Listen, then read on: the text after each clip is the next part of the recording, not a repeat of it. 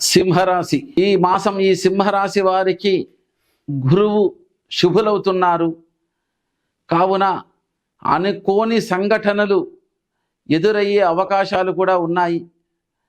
గతంలో మిగిలిన పనులన్నీ పూర్తి చేయుట మీకు చాలా మంచిది. భాగస్వాములతో అనుకూలత అనేది ప్రధానం. ఆర్థిక ప్రయోజనాల కన్నా వ్యక్తులకు ప్రాధాన్యత ఇవ్వవలసి ఉంటుంది. మీరు చేసే ప్రతి పని ఖర్చుతో కూడినదిగా ఉండును.